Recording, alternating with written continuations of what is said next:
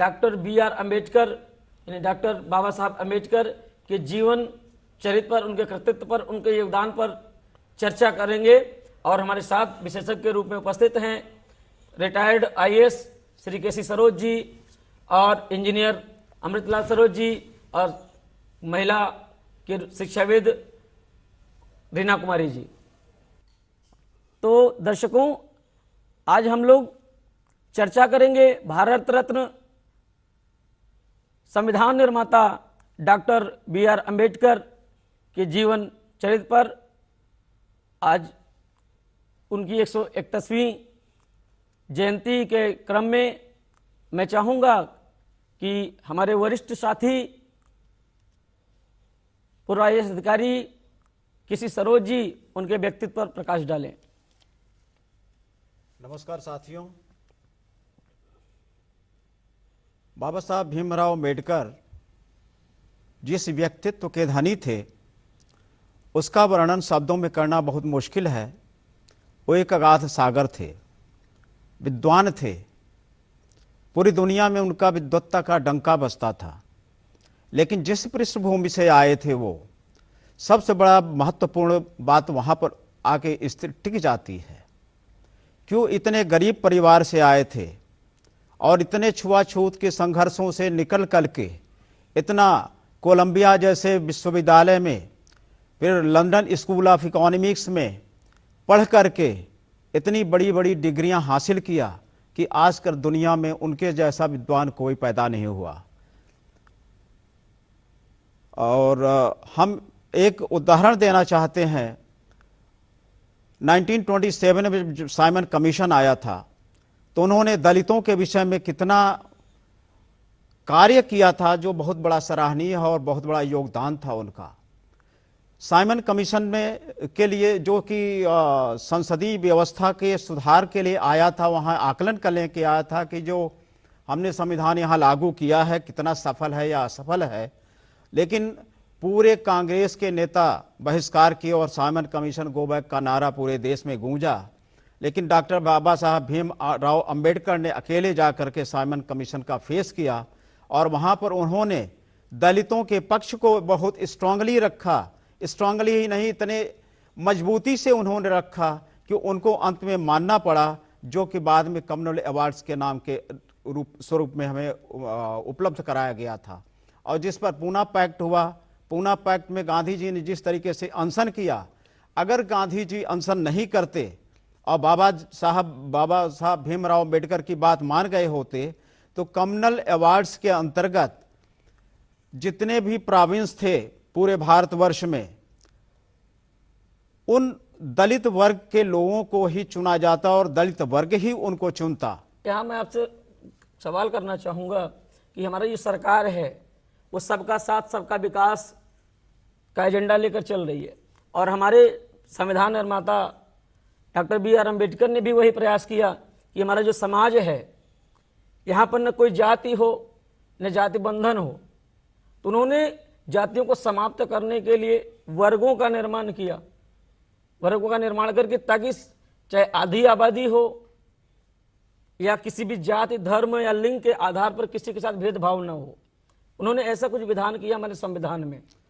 देखिए, इस पर हम आपको कहना चाहते हैं, देखिए वो बाबा साहब अम्बेडकर केवल एक वर्ग विशेष के लिए कार्य नहीं कर रहे थे, पूरे देश की स्वतंत्रता में लगे हुए थे वो। और उस देश में जो आपको लोकतांत्रिक सरकार मिलने वाली थी, संसदीय लोकतांत्रिक सरकार मिलने वाली थी, उसमें उनका ये कहना था जब तक हमें आर्थिक और सामाजिक समानता नहीं मिलती है, संसदीय लोकतांत्रिक स्वतंत्रता हमारे लिए नाकाम हो जाएगी। और वही आज हमारे सामने उपस्थित है कि हम आज सामाजिक और आर्थिक रूप से समान न होने के कारण ये हमारा देश विकसित नहीं हो रहा है, न एक हो पा रहे हैं। हम लोग आपस में हम आज भी विघटित हैं, क्योंकि समानता के अधिकार के अनुसार जो कॉन्स्टिट्यूशन में समाहित है उसको आज तक हम इम्प्लीमेंट नहीं कर पाए हैं। और उन्होंने ये कहा था असेंबली में 13 दिसंबर 1946 में कहा था उन्होंने कि अगर इस संविधान को जिस तरीके से बनाया गया अगर लागू नहीं किया गया तो एक कागज का पुर्जा माना जाएगा और कुछ भी नहीं रह जाएगा। ठीक है, आपने सही कहा कि उन्होंने कहा कि संविधान का जो संविधान जो अनुच्छेद और जो धाराएं उपबंध जोड़े गए, अगर वो सही तरीके से लागू नहीं किए जाते तो मात्र एक कह लीजिए कि एक दिखावा, कागज का पुर्जा रह कागज जाएगा का और कुछ पुर्जा भी रह नहीं रह जाएगा। जाएगा। जी। तो यहाँ मैं इंजीनियर साहब से एक बात पूछना चाहूँगा कि जो मेरे दर्शकों को बताएं कि हमारे समाज को उन्होंने संविधान दिया, तो आज कहाँ तक हमारी सरकारें उनके दिए गए संविधान के में दिए गए अधिकारों को जनता को उपलब्ध करा पा रही हैं, या उसका संविधान का लाभ कहाँ तक लोगों को मिल पा रहा है? ये संविधान का लाभ जो है तभी आपको मिल सकता है जब उनका एक दिया हुआ स्लोगन को आप अपनाएंगे। शिक्षित बनो, संगठित रहो, संघर्ष करो। जब आपके पास शिक्षा ही नहीं रहेगी तो आप अपने अधिकार कहाँ से आपको पता चलेगा? तो आपके इसीलिए बाबा साहब ने शिक्षा को एक महत्वपूर्ण अंग माना और उसको हर किसी के लिए उन्होंने कहा कि चाहे आप आधी रोटी खाइए लेकिन बच्चों को शिक्षा दीजिए।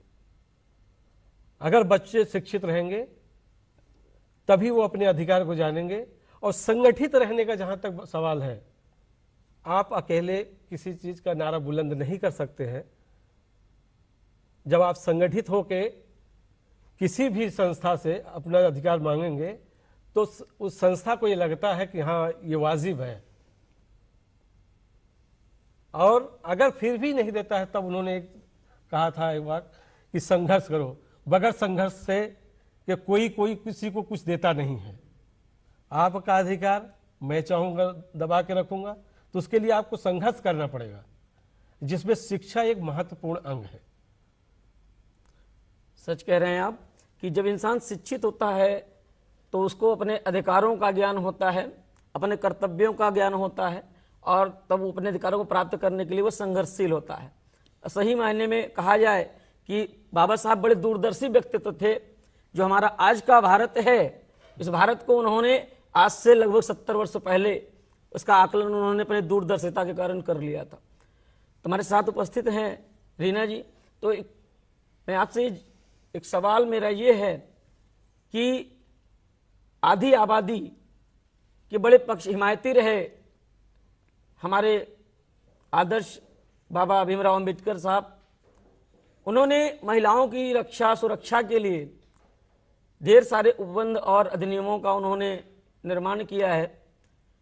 तो आज आप अपने आप को कहाँ पाती हैं कि संविधान के द्वारा जो प्रदत्त अधिकार हैं और जो शक्तियां आपको मिली हैं उसका प्रयोग समाज कहाँ तक कर पा रहा है? सबसे पहले विजय जी, मैं ये कहना चाहूँगी कि बाबा साहब के संग बड़ी नाइंसाफ़ी है यदि हम उन्हें केवल दलितों के मसीहा कहते हैं, कि उन्होंने दलितों और वंचितों के लिए काम किया है ना। जबकि आप ऐसे लीजिए, अगर एक परिवार है, उसके 4 बच्चे हैं, कोई बच्चा बहुत तेज हो सकता है पढ़ाई में, शरीर से बलवान हो सकता है, कोई बच्चा कमज़ोर हो सकता है, शारीरिक सौष्ठव में वो है, वो मेहनत का काम करता है, तो वो कहीं ना कहीं आर्थिक रूप से पिछड़ जाता है। तो क्या उस घर का जो एक बेटा है जो पढ़ने में काफ़ी मेधावी रहा है, मान लीजिए वो IAS ऑफिसर बन गया, कोई बड़ा अधिकारी बन गया, क्या पूरे परिवार का विकास हो जाता है उस एक बच्चे के प्रोग्रेस करने से? नहीं, हमेशा नज़र उस पर जाएगी जो भी अक्षम है, जो भी कम पढ़ा लिखा है, जो अपना विकास नहीं कर पा रहा है। तो कोई देश विकसित कैसे बन सकता है यदि उसका एक बहुत बड़ा वर्ग अशिक्षित है? तो वो विकास करने के लिए उसके पास हथियार भी नहीं है, क्योंकि शिक्षा क्या है? हथियार है जिससे आप अपना विकास करते हैं। लोकतांत्रिक विश्व का हथियार शिक्षा है, चाहे वो वंचित वर्ग हो, चाहे वो महिला वर्ग हो। महिला को भी क्या समझा गया? हमारे प्राचीन भारत में बहुत सारे महान विदुषियाँ थी, ऐसी बात नहीं है, लेकिन वो कितनी है, गिनती की हैं। तो उन 4, 8, 10, 20 महिलाओं से हम पूरे महिला समाज ने विकास कर लिया, ये नहीं कह सकते हैं, क्योंकि उनको अधिकार हासिल नहीं थी। ऐसा माना जाता था कि भाई उनका काम जो है घर के अंदर तक ही है, तो बच्चों को मिलाकर के पालना। जहां तक मैं समझ रहा हूँ कि ये आपका कहने का जो औचित्य है कि हमारा जो समाज था वो पितृसत्तात्मक समाज रहा है। जी बिल्कुल। महिलाओं को जो है पूर्णतः आजादी नहीं मिली थी। महिलाओं को सम्मान जरूर प्राप्त था, लेकिन उसको वो अधिकार नहीं प्राप्त थे जो पुरुषों को प्राप्त थे। तो बाबा साहब अंबेडकर ने, हमें लगता है, हिंदू कोड बिल के माध्यम से महिलाओं को, चाहे वो विवाह से संबंधित समस्याएं, सोचिए आज़ादी के पहले तलाक जैसी चीजें थी ही नहीं, उसका कोई प्रावधान ही नहीं था, जबकि कितनी सारी महिलाएं घुट घुट के जीवन जीती हैं, अलग नहीं हो सकती हैं, रोज उनकी जिंदगी किसी से छिपी नहीं है। आज भी हमारे समाज में स्थितियां बहुत बेहतर नहीं हुई हैं, कुछ % महिलाओं का जरूर बहुत आगे जा चुका है, लेकिन एक बड़ा जो महिला समाज है अभी भी अपने परिवार के अंदर ही वो युद्ध कर रहा है, अपनी प्रोग्रेस के लिए, आगे बढ़ने के लिए, पढ़ाई करने के लिए, बाहर जाके अपना अस्तित्व बनाने के लिए आज भी वो संघर्ष कर रहा है। लेकिन कम से कम उसके पास हथियार है, संविधान में जो प्रावधान दिया गया है, जो अधिकार दिए गए, भले नहीं, मैं आपसे यहाँ थोड़ा सा कहना चाहूंगा कि जिस हिंदू कोड बिल के माध्यम से जी बाबा साहब ने जो है भारत की महिलाओं को वो कौन कौन से अधिकार हैं दिए उन्होंने संविधान में, कौन कौन सी शक्तियां दी उनके महिलाओं को सशक्त बनाने के लिए, थोड़ा उस पर आप जो है। देखिए, हिंदू कोड बिल में तो उन्होंने तलाक और विवाह से संबंधित प्रावधान किए थे, और प्रॉपर्टी जो पैतृक जो संपत्ति होती है उसमें भी महिलाओं को भी अपने मतलब पुत्र के तरीके से पुत्रियों को भी अधिकार उन्होंने देने की कोशिश की थी, और इसी में मत वैभिन्न हो गया, जिसकी वजह से हम सभी जानते हैं कि वो लागू नहीं हो पाया। हालांकि उस समय के तत्कालीन जो प्रधानमंत्री जवाहरलाल नेहरू जी थे तो वो सहमत थे, लेकिन चूंकि एक व्यक्ति के सहमत होने से कुछ नहीं होता, तो लागू तो नहीं हो पाया।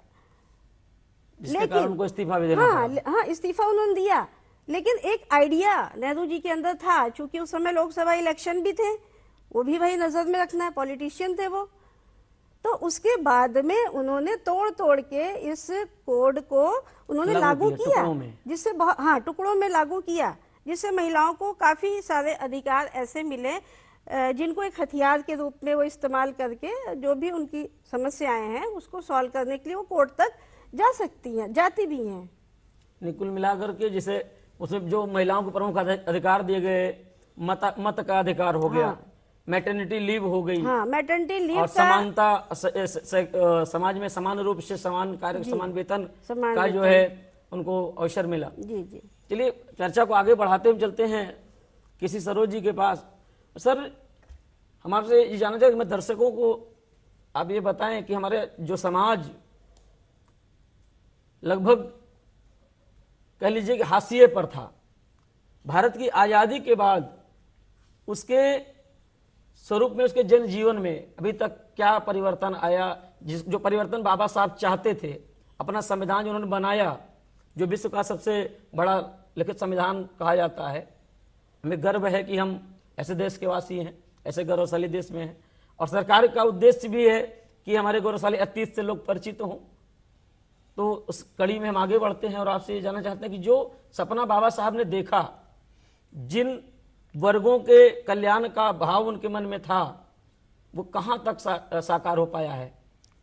देखिए, जहाँ तक बाबा साहब का मेन सपना था कि हमें समानता मिले, समानता का एक आधार उन्होंने चुना था शिक्षा।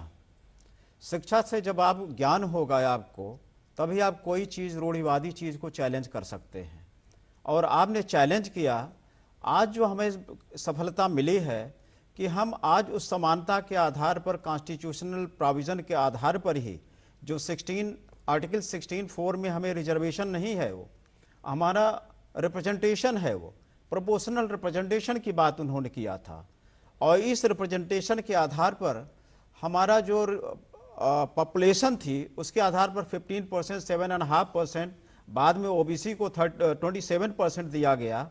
That is not actually based on population, लेकिन उस समय जो पॉपुलेशन की संख्या थी उसको 1931 के आधार पर, सेंसस के आधार पर किया गया था, जो कि न्यायपूर्ण नहीं था। फिर भी हम लोग आज उसी रिजर्वेशन की वजह से, उन्हीं बाबा साहब की वजह से आज इस स्थान तक पहुंचे हैं कि हम आईएएस बन रहे हैं, आईपीएस बन रहे हैं और विभिन्न पदों पर भारत के आरक्षण के लेकर के तमाम परिचर्चाएं होती रहती हैं, लोगों में तमाम तरह की भ्रांतियां भी उत्पन्न होती रहती हैं।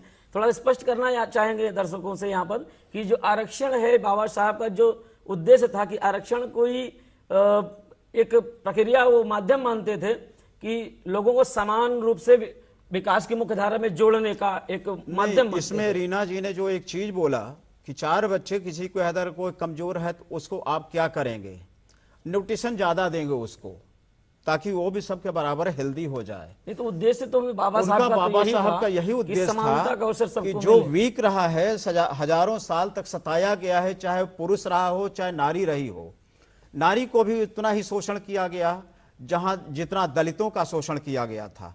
दलित की स्त्रियां तो शायद साथ में काम करने निकल भी सकती थी, लेकिन सवर्ण स्त्रियां बाहर निकलने के लिए प्रतिबंधित थी। वो विधवा हो गई, कुछ हो गया, उनको कोई अधिकार नहीं था। हिंदू कोड बिल का मेन विरोध इन्हीं आधार पर किया गया था। Even president doctor Rajendra Prasad ने यहां तक धमकी दे दिया कि संसद में अगर इस पर चर्चा बंद नहीं की गई तो मैं रिजाइन कर दूंगा। और पूरी 99% कॉन्स्टिट्यूएंट असेंबली के मेंबर इसके अगेंस्ट में थे। इसी को दुख मान करके जब ये पास नहीं हो पाया हिंदू कोड बिल, तो बाबा साहब ने रिजाइन कर दिया। लेकिन चूंकि बाबा साहब की इस बात को बड़ी गंभीरता से जब पंडित जवाहरलाल नेहरू ने लिया था और प्रधानमंत्री आगे 50 के बाद भी बने वो, तो उन्होंने उसको 4 भागों में बांट करके Hindu marriage act, Hindu representation, Hindu adoption act, Hindu maintenance act और एक चौथा है, 4 बिलों में पास करके उसको एक्ट बना दिया। इस तरीके से महिलाओं का संपत्ति में अधिकार, पुनर्विवाह का अधिकार, पोलियांड्री जो सिस्टम था कि एक पुरुष कई महिलाओं की शादी कर सकता तो स्त्री नहीं कर सकती थी, वो पोलियांड्री सिस्टम खत्म करके पॉलीगामी सिस्टम लागू किया उन्होंने, जो कि सबसे बड़ा महत्वपूर्ण था। और उसमें एडॉप्शन की बात जो थी कि महिलाएं अगर बच्चे नहीं हैं उनके पास तो कोई किसी को गोद नहीं ले सकती थी, वो पुरुष भले ले लेकिन महिला अगर अकेली हो तो नहीं ले सकती थी। इसमें बाबा साहब के उस प्रावधान को पंडित जवाहरलाल नेहरू ने हिंदू एडॉप्शन एक्ट और मेंटेनेंस एक्ट के अंतर्गत ले आया। वो इस तरीके से हमारी जो महिलाओं की, सवर्ण महिलाओं की मैं बात कर रहा हूं, उनके साथ साथ अपने जो दलित वर्ग की महिलाएं थे सबको बराबर अधिकार मिला। और एक चीज और बताएं आपको, अमेरिका का उदाहरण सभी पूरी दुनिया देता है। 1787 वहां का संविधान एडॉप्ट किया गया था, लेकिन महिलाओं को वोट का अधिकार 1919 में दिया गया। आप समझ सकते कितने 100 साल बाद महिलाओं का अधिकार दिया गया। लेकिन बाबा साहब अंबेडकर ने ऐसे संविधान की संरचना किया कि महिला सहित, लिंग भेद सहित सबको खत्म करते हुए, समानता असमानता खत्म करते हुए, वर्ग को खत्म करते हुए 26 जनवरी 1950 से सबको वोट का अधिकार दे दिया। ये बहुत बड़ी बात थी, जो कि अधिकार हम लोगों को मिलता नहीं था। नहीं तो पहले अधिकार का क्या प्रवंचना की गई थी कि जो बड़े इंडस्ट्रियलिस्ट हैं वही वोट देने का अधिकार दिया जाए उनको, जो राजा है, राजा प्रिंसेस है, उनको अधिकार दिया जाए। वर्तमान सरकार इसी दिशा में कदम बढ़ा रही है। भी 3 तलाक का कानून लाया कि महिलाओं को सशक्त बनाने के लिए बेटी बचाओ बेटी पढ़ाओ तमाम तरीके की योजनाएं ला रही है। और इसी कार्यक्रम में ये आजादी के अमृत महोत्सव का कार्यक्रम चल रहा है और निरंतर जो है चला रहा है, वर्ष भर चलता रहा है कि समाज में जो हमारे ज्ञात अज्ञात क्रांतिकारी वीर हुए, स्वतंत्रता संग्राम सेनानी हुए, जिन्होंने देश को आजाद कराने के लिए समाज की दिशा और दशा को सुधारने का प्रयास किया, उसी कड़ी में आज ये कार्यक्रम भी आयोजित है। उसी कड़ी में एक्चुअली देखिए, हिंदू कोड बिल के आधार पर जो सिविल कोड की स्थापना की जा रही है, जिसमें हर वर्ग की महिलाएं, हर धर्म की महिलाओं को वो अधिकार मिले जो हिंदू महिलाओं को अधिकार मिला हुआ है। तो सरकार भी तो यही प्रयास कर रही है। सरकार यही प्रयास माइनॉरिटीज के लिए कर रही है। 3 तलाक का कानून उन्होंने बनाया। इसमें भी बाबा साहब की ही देन है कि बाबा साहब ने कॉन्स्टिट्यूशन में प्रोविजन किया है, तो जाता ही जाता है। उसी ये सब क्रेडिट केवल बाबा साहब को जाती, जो आज की सरकार कर रही है और कल आने वाली भी सरकार वही फॉलो करेगी। क्योंकि कॉन्स्टिट्यूशन आपका वो धार्मिक बुक है जिसके आधार पर पूरा देश चलता है। इस देश का राष्ट्रपति चुना जाता है, जिसको चुनने वाले हम आप लोग हैं। संविधान से ही चलती है और जाहिर सी बात है संविधान निर्माता हमारे भारत रत्न बाबा साहब अम्बेडकर हैं, तो सरकार उसी दिशा निर्देश पर चलेगी। तो यहाँ मैं थोड़ा सा रोकना चाहूँगा और दूसरा सवाल मैं लेना चाहूँगा इंजीनियर अमृतलाल सरोज जी से कि बाबा साहब ने जो है एक समृद्ध भारत का सपना देखा, एक समान भारत का सपना देखा कि आज के वर्तमान परिप्रेक्ष्य में आज़ादी के लगभग 70-75 वर्षों के बाद हमारा समाज कहाँ तक उस सपने को साकार कर पाया है। जहां तक सपना साकार करने की बात है, सपना तो साकार हो जाता अगर हमारा समाज इनको एक विशेष समाज से न जोड़ के रखता, क्योंकि इन्होंने कार्य जो किया है वो पूरे देश के सभी वर्गों के लिए किया है। लेकिन कुछ लोग जो है उनको एक विशेष समुदाय से जोड़ के रख देते हैं, उनको एक घेरे में रख देते हैं, जिससे उनका विरोध होता है, उस चीज़ों का विरोध होता है, समानता का। उनका पहला उद्देश्य था शिक्षा और समानता, क्योंकि शिक्षा और समानता से ही आप जो है किसी देश को आगे ले जा सकते हैं। अगर समानता नहीं है तो मतभेद पैदा होते रहेंगे और तमाम तरह की बुराइयां फैलती रहेंगी, जिससे हमारा देश आगे नहीं बढ़ सकता।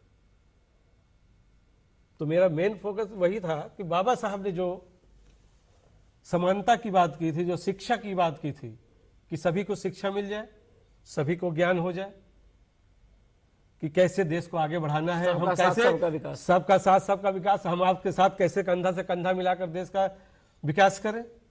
लेकिन जब आप हमको एक विशेष समाज यानी बाबा साहब को एक विशेष समाज से जोड़ देते हैं और उनको एक घेरेबंदी में कर देते हैं, तो कुछ दिक्कतें सामने आ जाती हैं, जिससे हमें कभी कभी ये महसूस होता है कि कहीं विकास रुकता सा नजर आता है। सही कह रहे हैं, स्थितियां कभी कभी भयावह हो जाती हैं कि जब हमारे अधिकारों का जब हनन होना आरंभ हो जाता है। तो रीना जी, मैं आपसे ये जानना चाहता हूं, आप ये दर्शकों को बताएं कि हमारी जो आधी आबादी है, क्या सही मायने में बाबा साहब के बताए गए या दिए गए अधिकारों का लाभ उसे मिल पा रहा है या कोशिश कर रही है? देखिए, कोशिश ही कर रही हैं, यही कहेंगे हम। पुरुष के संग कंधा से कंधा तो मिला रही हैं, उनके आगे भी चल रही हैं, पर उनकी संख्या अभी भी कम है। तो समस्या ये है कि बाबा साहब ने महिलाओं के लिए जो प्रावधान किया है वो महिलाओं को ही नहीं पता है, वो जागरूक नहीं है। समस्या क्या है? जागरूकता का अभाव है। अगर वो जागरूक होंगी, अपने अधिकारों के बारे में उन्हें पता होगा कि वो लड़ सकती हैं, वो किसी से दबने की उनको ज़रूरत नहीं है। तो महिलाएं, सरकारें भी कोशिश कर रही हैं। अनेक प्रकार की बहुत सारे ऐसे तबके हैं हमारे समाज में, लोअर तबके हैं, जो फीस की कमी की वजह से, सुविधाओं की कमी की वजह से लड़कियों की शिक्षा में थोड़ा सा एक तरीके से इतना इंटरेस्ट उनको नहीं होता था। उन्हें लगता था ये घर का काम करे, इसके लिए पैसा, फीस देना और सुविधाएं देना पैसे की बर्बादी है। भाई लड़के के संग में रहना है, लड़की तो दूसरे घर चली जाएगी। लेकिन चूंकि सरकारें ऐसा कर रही हैं कि सुविधाएं दे रही हैं, छात्रवृत्तियां दे रही हैं, यूनिफॉर्म दे रहे हैं। मैं तो चूंकि लेक्चरर हूँ तो स्कूलों में देख रही हूँ कि बहुत सुविधाएं मिल रही हैं। लड़कियों के स्कूल में विशेष सुविधाएं मिल रही हैं। लेकिन बस वही बात है कि लड़कियां पढ़ें। अगर कम शब्दों में कहें तो बाबा साहब ने मतलब महिलाओं को जो अधिकार मिला या शोषित वंचित तबके को जो अधिकार मिला, उसको एक पंक्तियों में समेटना चाहूंगा कि रुतबा भी मेरे सर को संविधान से मिला है, ये सम्मान भी मुझे तेरे संविधान से मिला है, औरों को मिला होगा मुकद्दर से मिला होगा, हमें मुकद्दर भी तो तेरे संविधान से मिला है। बहुत बढ़िया। ये शानदार बातें किसी कवि ने, शायर ने कही हैं। बाबा साहब को नमन करते हुए दर्शकों, समय अभाव है। बाबा साहब एक विराट व्यक्तित्व हैं। व्यक्तित्व ने कहिए, उनको कहिए विचारधारा कह लीजिए, और इस विचारधारा के कारण वो जनप्रिय हैं और आम जनमानस में पूजे जाते हैं। और उनको नमन करते हुए आज इस कार्यक्रम में आपसे विदा लेंगे। फिर किसी और कार्यक्रम में आपसे रूबरू होंगे और अपने साथियों की ओर से नमस्कार। नमस्कार।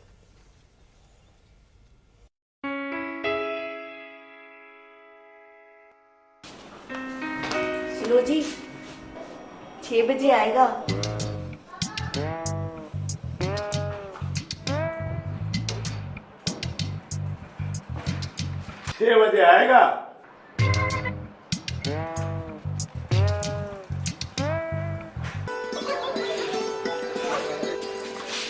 रघु भैया 6 बजे आएगा।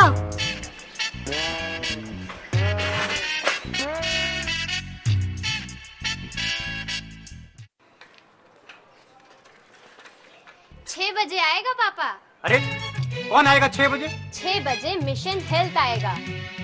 अरे हाँ, मैं तो भूल ही गया था। इसमें तो हर हफ्ते हमें स्वास्थ्य की सभी जानकारियाँ मिलती हैं। हाँ, हमें मिशन हेल्थ के फोन इन प्रोग्राम में डॉक्टर से बात करके अपनी समस्याओं का समाधान भी मिलता है।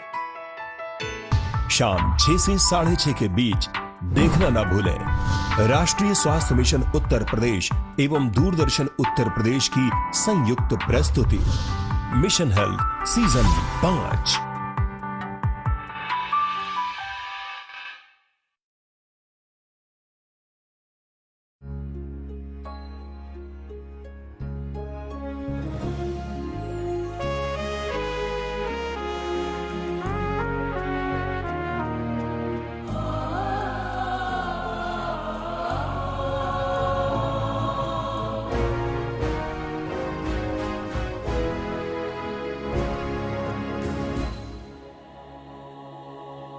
एक वीरांगना जिसने ब्रिटिश सेना के हौसले पस्त किए। बताया जाता है जब ऊदा देवी के पति मक्का पासी अवध के नवाब वाजिद अली शाह के दस्ते में शामिल हो गए, तभी ऊदा देवी को भी सेना में भर्ती होने की इच्छा जागी। ऊदा देवी वाजिद अली शाह के महिला दस्ते की सदस्य बनी। ऊदा देवी से बेगम हजरत महल बहुत प्रभावित थीं। भारत के स्वाधीनता संग्राम की नायिकाओं में से एक बेगम हजरत महल ने ऊदा देवी को महिला सेना की टुकड़ी का कमांडर बना दिया। बताया जाता है जब 10 मई 1857 को मेरठ में सिपाहियों ने अंग्रेजों के खिलाफ विद्रोह किया, तब क्रांति की यह हवा पूरे उत्तर भारत में तेजी से फैलने लगी। लखनऊ में चिन्हट के पास इस्माइलगंज में हेनरी लॉरेंस के नेतृत्व में ईस्ट इंडिया कंपनी की फौज और मौलवी अहमद उल्लाह शाह की अगुवाई में क्रांतिकारियों के बीच जंग छिड़ी। इसमें क्रांतिकारियों की जीत हुई। इस जंग में ऊदा देवी के पति मक्का पासी भी शहीद हुए। अंग्रेजी सैनिक चिन्हट पराजय से बौखला गए थे। उन्हें जैसे पता चला कि सिकंदरबाग में करीब 2000 क्रांतिकारी मौजूद हैं, तो अंग्रेजों ने वहां घेराबंदी की योजना बनाई। 16 नवंबर 1857 को अंग्रेज सेना ने क्रांतिकारियों पर हमला बोल दिया। तब ऊदा देवी के नेतृत्व में वाजिद अली शाह की स्त्री सेना भी सिकंदरबाग में मौजूद थी। ऊदा देवी हाथों में बंदूक और कंधों पर भरपूर गोला बारूद लेकर पीपल के एक ऊंचे पेड़ पर चढ़ गईं। वहां से उन्होंने अंग्रेज सेना पर ताबड़तोड़ गोलियां बरसाना शुरू किया। ऊदा देवी ने 30 से अधिक अंग्रेज सैनिकों को मार गिराया। बाद में अंग्रेजी सेना की गोली लगने पर ऊदा देवी पेड़ से गिर पड़ी और वीर गति प्राप्त की।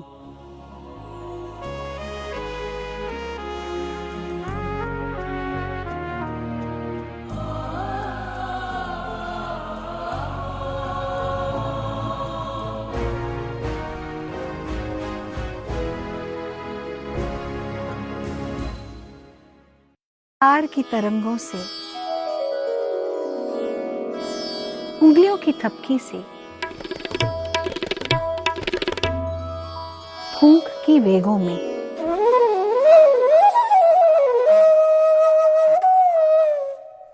कैसे ये धुन निकलते हैं, कैसे ये तान बजती हैं, आइए सीखते हैं और समझते हैं नाद में, a learning series of musical instruments, DD Bharati पर।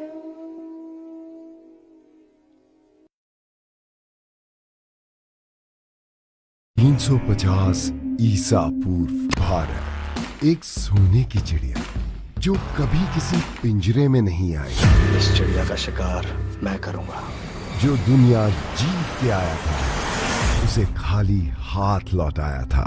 ऐसा कोई पिंजरा नहीं बना जो भारत को कैद कर सके। फोरस, सोमवार से शुक्रवार रात 8:30 बजे सिर्फ